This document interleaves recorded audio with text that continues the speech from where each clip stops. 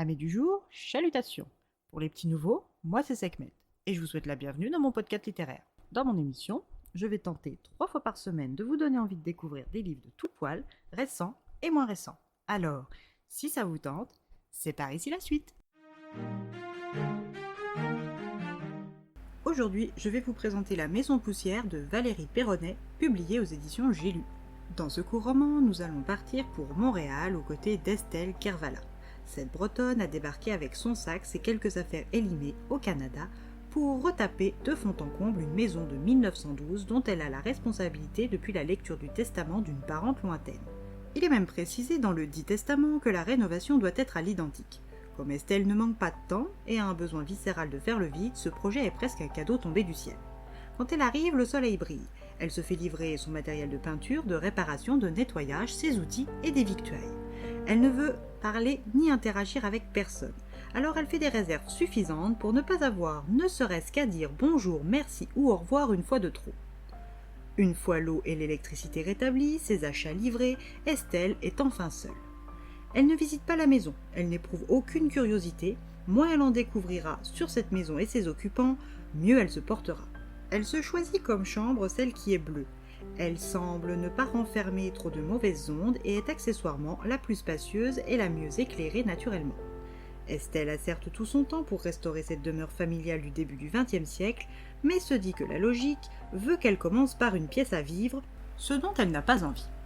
Elle opte pour la salle de bain, car après une dure journée de travail, quoi de mieux que de pouvoir se laver et se détendre les muscles dans un grand baquet d'eau chaude. Ensuite, elle attaquera la cuisine, car pour bien travailler, il faut un ventre bien rempli, et elle continuera par la chambre qu'elle s'est choisie, le temps du chantier, car en toute logique, après l'effort, le réconfort. Elle ambitionne de boucler ces 3 pièces avant l'hiver, qu'elle sait, du moins en réputation, plus rude qu'en Bretagne. Après avoir enfilé une salopette sur un pull en laine violet élimé moucheté de multiples taches de peinture, elle gratte les carreaux de la salle de bain. Un rouge, puis un blanc, puis un rouge, et ainsi de suite, et ce, jusqu'à les avoir tous récurés. En 4 jours, le seul en damier avait retrouvé de sa superbe. 3 jours supplémentaires lui auront permis de récupérer le lavabo, la baignoire et de refaire tous les joints. Sa récompense de mi-chantier, elle la prend longuement et avec de l'eau bien chaude. Elle a ensuite supprimé la laque sur les lattes de bois au mur, repeint la fenêtre à guillotine et changé la moustiquaire en moins d'une semaine. Mi-juillet, la première pièce de la maison est faite et ressemble à une petite mamie endimanchée, vieillotte mais pimpante. Suivant le plan d'action qu'elle s'est mis en tête, elle embraye sur la cuisine. Laver, dégraisser, décrasser, ranger dans les placards toutes les vaisselles et les ustensiles restés sur place. Trier, inventorier toutes les conserves et autres bouteilles et jeter tout ce qui est périmé ou gâté.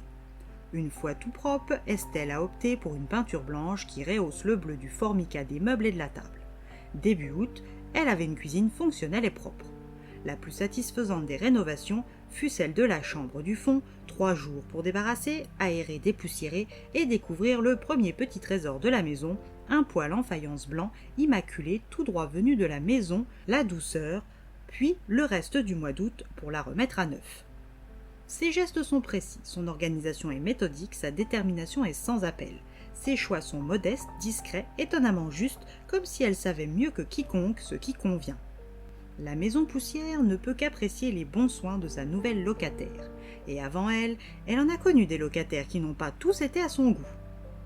Son seul regret est qu'Estelle ne lui parle pas, comme si elle n'existait pas vraiment. Elle y est habituée, car en dernier aussi, Dumontine non plus ne lui parlait plus. Et pour preuve, elle ne lui a même pas dit au revoir avant de partir. Elle ignore même si elle est toujours en vie, ou ni depuis combien de temps elle est vide, aussi bien au sens propre qu'au sens figuré. La maison n'arrête pas là ses comparaisons avec celle pour qui elle a été pensée, construite puis décorée. Tout comme Dumontine, Estelle ne vibre pas, elle n'est que silence et vide. Si elle connaissait les raisons de sa précédente propriétaire, elle ignore encore celles de cette acharnée de la raclette et du pinceau. Elle sent qu'elle va finir par percer son mutisme, ce n'est qu'une question de temps et de patience, ce qu'elles ont toutes les deux à revendre. Estelle profite de l'automne pour faire des réserves de bois en prévision de l'hiver. Et avant qu'elle ne s'en aperçoive, l'hiver et ses premières neiges sont là. Pour une Bretonne, l'hiver canadien est une épreuve, et encore plus quand une tempête de gel paralyse tout comme en 1998. Ni eau ni électricité et un froid polaire culminant à moins 37 degrés, avec un ressenti de moins 50. Dans l'incapacité physique de sortir de la maison, Estelle va devoir affronter les souvenirs de ses parents éloignés les poussiers, mais aussi et surtout les siens. Que cache-t-elle au fond de son cœur meurtri? Arrivera-t-elle à extérioriser ses démons? La restauration de cette maison, pas comme les autres, sera-t-elle la clé qui déverrouillera ses chaînes? Que cachent les murs de la maison poussière? À vous de passer un petit coup de plumeau sur les secrets de famille pour obtenir des réponses.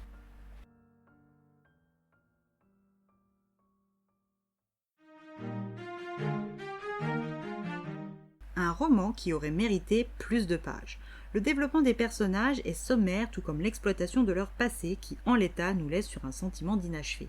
L'alternance entre le point de vue d'Estelle et celui de la maison est plutôt originale, et la musicalité du lexique québécois, qui est mis à l'honneur dans ce livre, ravit mes yeux et mes oreilles. Je suis restée malgré tout sur ma faim avec cette lecture. C'est dommage. Et bien voilà, j'en ai fini pour aujourd'hui. J'espère que cet épisode vous aura plu et vous aura donné des nouvelles idées de lecture. Si vous souhaitez découvrir d'autres petits bonbons littéraires tout droit sortis de ma bibliothèque, je vous retrouve le jeudi 26 juin prochain pour un nouvel épisode. Et si d'ici là je vous manque de trop, vous connaissez le chemin sur Instagram, @leslectures de Sekhmet. Sur ce, chalut les amis, et à la prochaine.